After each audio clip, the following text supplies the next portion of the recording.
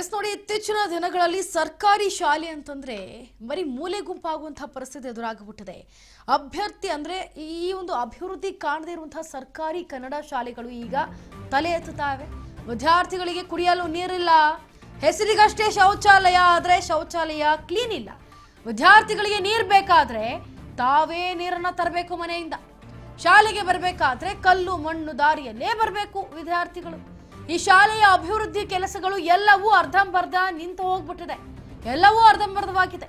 ಸುಮಾರು 35ರಿಂದ 40 ವಿದ್ಯಾರ್ಥಿಗಳಿಗೆ ಇರೋದು ಇಬ್ಬರೇ ಶಿಕ್ಷಕರು, ಒಬ್ಬರಲ್ಲ ಇಬ್ಬರೇ ಶಿಕ್ಷಕರು.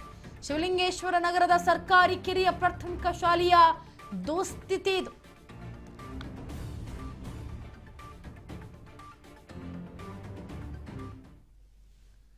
ಎಸ್ ನೋಡಿ, ಗಮನಿಸ್ತಾ ಇದ್ದೀರಿ ದೃಶ್ಯಾವಳಿಗಳಲ್ಲಿ ಶಾಲೆಯ ಸ್ಥಿತಿಗತಿ ಹೇಗಿದೆ ಅಂತ.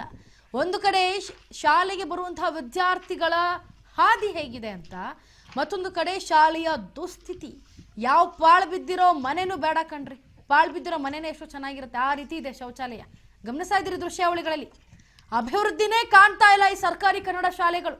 ನೋಡಿ, ಒಂದ್ ಕಡೆ ಗಮನಿಸ್ತಾ ಇದ್ದೀರಿ ಎಷ್ಟರ ಮಟ್ಟಿಗೆ ನೋಡಕ್ಕೇನೋ ಸ್ವಲ್ಪ ನೀಟಾಗಿರಬಹುದು ಅಷ್ಟೇ. ಟೈಲ್ಸ್ ಗೀಲ್ಸ್ ಹಾಕಿದ ತಕ್ಷಣ ನೀಟ್ನೆಸ್ ಬರಲ್ಲ ಕಣ್ರಿ, ಸ್ವಚ್ಛವನ್ನ ಮಾಡಲೇಬೇಕು. ಬಿಳಿ ಟೈಲ್ಸ್ ಹಾಕಿದ ತಕ್ಷಣ, ನಾವು ಕಸ ಗುಡಿಸಿದ ತಕ್ಷಣ ಸ್ವಚ್ಛ ಆಗ್ಬಿಡುತ್ತೆ ಅಂದ್ರೆ ಅದು ತಪ್ಪು. ಎಷ್ಟು ಕೀಟಾಣು ವೈರಾಣುಗಳು ಇದೆಯೋ ಗೊತ್ತಿಲ್ಲ ಅದರಲ್ಲಿ. ವಿದ್ಯಾರ್ಥಿಗಳಿಗೆ ಕುಡಿಯಕ್ಕೆ ನೀರಿಲ್ಲ ಕಣ್ರಿ, ನೀರಿನ ವ್ಯವಸ್ಥೆ ಇಲ್ಲ ಅಂದ್ರೆ ಒಂದು ಚಿಕ್ಕ ಬಾಟ್ಲಲ್ಲಿ, ಪುಟ್ಟ ಬಾಟ್ಲಲ್ಲಿ ತರುವಂಥ 1 ಲೀಟರ್ ಅಥವಾ ಅರ್ಧ ಲೀಟರ್ ಬಾಟ್ಲಲ್ಲಿ ಹೊತ್ಕೊಂಡ್ಬರುವಂಥ ವಿದ್ಯಾರ್ಥಿಗಳು ಹೇಗೆ ಕುಡಿಬೇಕು ಇಡೀ ಪೂರ್ತಿ? ಅಂದ್ರೆ ನೀವು ಏನು ಶಾಲೆಯನ್ನ ನಡೆಸ್ತೀರಿ ಬೆಳಗ್ಗೆಯಿಂದ ಸಂಜೆವರೆಗೂ, ಹೇಗಿರ್ಬೇಕು ಆ ಬಾಟ್ಲಲ್ಲಿ ನೀರು ಕುಡ್ಕೊಂಡು? ಚಿಕ್ಕ ಮಕ್ಕಳಿಗೆ ನೀರು ಕುಡಿಲಿಲ್ಲ ಅಂದ್ರೆ ಬೆಳವಣಿಗೆ ಹೇಗಾಗುತ್ತೆ, ಅವರ ಆರೋಗ್ಯ ಯಾವ ರೀತಿ ಆಗಿರುತ್ತೆ, ಎಲ್ಲವನ್ನು ಕೂಡ ಗಮನಿಸ್ಬೇಕಲ್ಲ.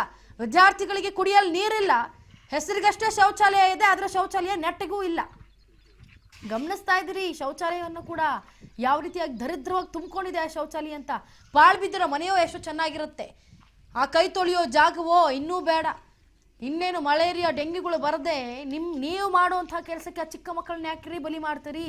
ಆ ವಿದ್ಯಾರ್ಥಿಗಳಿಗೆ ಯಾಕ್ರಿ ನೀವು ಆರೋಗ್ಯದಲ್ಲಿ ಸಮಸ್ಯೆಯನ್ನ ತೋರಿಸ್ತೀರಿ? ಇದಕ್ಕೆ ಸಂಬಂಧಪಟ್ಟಂತೆ ಈಗ ಶಿಕ್ಷಣ ಸಚಿವರು ಇಲ್ಲಿ ಯಾರಿದ್ದಾರೆ, ಅದಕ್ಕೆ ಸಂಬಂಧಪಟ್ಟಂತೆ ಅಧಿಕಾರಿಗಳು ಯಾರಿದ್ದಾರೆ, ಈ ಶಾಲೆಗೆ ಸಂಬಂಧಪಟ್ಟಂತ ಅಧಿಕಾರಿಗಳು ಯಾರ್ಯಾರೆಲ್ಲ ಇದ್ದೀರಿ, ಇದನ್ನ ಗಮನ ಹರಿಸಬೇಕು. ಅದ್ರ ಜೊತೆಗೆ ಈ ಒಂದು ಏನು ದುಸ್ಥಿತಿ ಕಾಡ್ತಾ ಇದೆ ಈ ಶಾಲೆಯದ್ದು, ಇದನ್ನ ಸರಿಪಡಿಸಬೇಕು. ಎಸ್, ನಮ್ಮ ರಾಜ್ ನ್ಯೂಸ್ನ ಪ್ರತಿನಿಧಿ ರವಿ ಕಾಂಬ್ಳೆ ಅವರು ಅಲ್ಲಿನ ದುಸ್ಥಿತಿ ಬಗ್ಗೆ ಮಾತನಾಡಿದ್ದಾರೆ. ಅದೇನ್ ಮಾತನಾಡಿದ್ದಾರೆ, ಅಲ್ಲಿರೋರ್ನ ಏನ್ ಮಾತನಾಡಿಸಿದ್ದಾರೆ, ಹೇಗಿದೆ ಆ ಶಾಲೆಯ ದುಸ್ಥಿತಿ, ಎಲ್ಲವನ್ನೂ ನೋಡ್ಕೊಂಬರೋಣ ಬನ್ನಿ. ಬೆಳಗಾವಿ ಜಿಲ್ಲೆ ಹುಕ್ಕೇರಿ ತಾಲೂಕಿನ ಸುಲ್ತಾನಪುರ ಗ್ರಾಮ ಪಂಚಾಯತಿ ವ್ಯಾಪ್ತಿಯ ಅವರಗಳು ಗ್ರಾಮದ ಶಿವಲಿಂಗೇಶ್ವರ ಶಾಲೆಯ ಸರ್ಕಾರಿ ಕಿರಿಯ ಪ್ರಾಥಮಿಕ ಕನ್ನಡ ಶಾಲೆಯ ಈ ದುಸ್ಥಿತಿಯನ್ನು ನೋಡಬಹುದು. ಇವತ್ತು ಈ ರಸ್ತೆ ಅಂದರೆ ಈ ಶಾಲೆಗೆ ಬರಬೇಕಾದರೆ ಸರಿಯಾದ ರಸ್ತೆ ಇಲ್ಲ, ಹಾಗೂ ಈ ಶಾಲೆಯ ಈ ನೀರಿನ ವ್ಯವಸ್ಥೆಯೂ ಕೂಡ ಇಲ್ಲ. ಅದು ಅಲ್ಲದೆ ಹೈಟ್ಯಾಕ್ ಶೌಚಾಲಯ, ಇದು ನೋಡಿ ಹೈಟ್ಯಾಕ್ ಶೌಚಾಲಯ. ಈ ಶೌಚಾಲಯವು ನಿರ್ಮಾಣವಾಗಿ ಸುಮಾರು ದಿನಗಳು ಕಳೆದರೂ ಬಿಲ್ ಕೂಡ ಸಂದಾಯವಾಗಿದೆ. ಆದರೆ ಇಲ್ಲಿಯವರೆಗೆ ಯಾವುದೇ ರೀತಿಯ ಈ ಅಭಿವೃದ್ಧಿ ಹೊಂದದ ಈ ಹೈಟ್ಯಾಕ್ ಶೌಚಾಲಯ ಶಾಲೆಯ ವಿದ್ಯಾರ್ಥಿಗಳಿಗೆ ಸರಿಯಾದ ಒಂದು ಶೌಚಾಲಯ ನಿರ್ಮಾಣ ಮಾಡಿ ಕೊಡಬೇಕಾದದ್ದು ಗ್ರಾಮ ಪಂಚಾಯಿತಿ ವ್ಯಾಪ್ತಿಯ ಸದಸ್ಯರು ಹಾಗೂ ಅಧಿಕಾರಿಗಳು. ಆದರೆ ಇಲ್ಲಿವರೆಗೆ ಯಾವುದೇ ರೀತಿಯ ಅಭಿವೃದ್ಧಿ ಕಾಣದ ಈ ಶಾಲೆ ಅನ್ನಬಹುದು. ಅದು ಅಲ್ಲದೆ ಈ ಶಾಲೆಗೆ ಅಡುಗೆ ಕೋಣೆ ನಿರ್ಮಾಣ ಇದ್ದರೂ ಕೂಡ ಯಾವುದೇ ರೀತಿಯ ಪ್ರಯೋಜನವಿಲ್ಲ. ಇವತ್ತು ರಜೆ ಅಂದರೆ ರವಿವಾರ ರಜೆ ದಿನ ಕೂಡ ಒಂದು ಈ ಕಟ್ಟಡಕ್ಕೆ ಬೀಗ ಕೂಡ ಹಾಕಿಲ್ಲ. ಅಂದರೆ ಯಾವ ರೀತಿ ಇಲ್ಲಿನ ಒಂದು ದುಸ್ಥಿತಿ ಅನ್ನಬಹುದು. ನೋಡಿ, ಇದು ಅಡಿಗೆ ಕೋಣೆ, ವಿದ್ಯಾರ್ಥಿಗಳು ಕುಳಿತುಕೊಳ್ಳುವಂಥ ಅಡಿಗೆ ಕೋಣೆ. ಯಾವುದೇ ರೀತಿ ಸರಿಯಾದ ಅಭಿವೃದ್ಧಿ ಹೊಂದದ ಈ ಅಡಿಗೆ ಕೋಣೆ ಅನ್ನಬಹುದು. ಸುಮಾರು ಈ ಕಟ್ಟಡಕ್ಕೆ 6 ಲಕ್ಷ ರೂಪಾಯಿಗಳನ್ನು ಖರ್ಚು ಮಾಡಿದ್ದರೂ ಕೂಡ ನೋಡಿ, ಇದು 6 ಲಕ್ಷದ ಖರ್ಚದ ಒಂದು ಕಟ್ಟಡ ಅನ್ನಬಹುದು. ಇದಕ್ಕೂ ಸರಿಯಾದ ನೀರಿನ ವ್ಯವಸ್ಥೆ ಇಲ್ಲ, ಎಲ್ಲವೂ ಹಾಳಾಗಿದ್ದು ಈ ಕಟ್ಟಡ ಕೇವಲ 2 ವರ್ಷಗಳಲ್ಲಿ ಈ ಕಟ್ಟಡದ ದುರಸ್ತಿ ಅನ್ನಬಹುದು. ಕ್ಯಾಮ್ರಾಮ್ಯಾನ್ ರಘು ಜೊತೆ ರವಿ ಬಿ ಕಾಂಬ್ಳೆ, ಬೆಳಗಾವಿ ಜಿಲ್ಲೆ ಹುಕ್ಕೇರಿ ತಾಲೂಕು.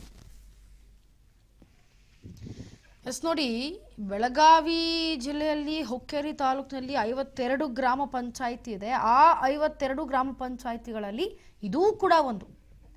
ಇಲ್ಲಿನ ತಹಸೀಲ್ದಾರ್ ಏನ್ ಮಾಡ್ತಿದ್ದಾರೆ, ಇಲ್ಲಿನ ಗ್ರಾಮ ಪಂಚಾಯಿತಿ ಸಂಬಂಧಪಟ್ಟಂತೆ ಅಧಿಕಾರಿಗಳು ಏನ್ ಮಾಡ್ತಿದ್ದಾರೆ, ಎಲ್ಲವೂ ಕೂಡ ಗಮನಿಸಬೇಕಾಗತ್ತೆ. ಬಹುಮುಖ್ಯವಾಗಿ ಶಿಕ್ಷಣದ ಇಂಜಿನಿಯರಿಂಗ್ ಏನು ಮಾಡ್ತಿದ್ದೀರಿ ನೀವು?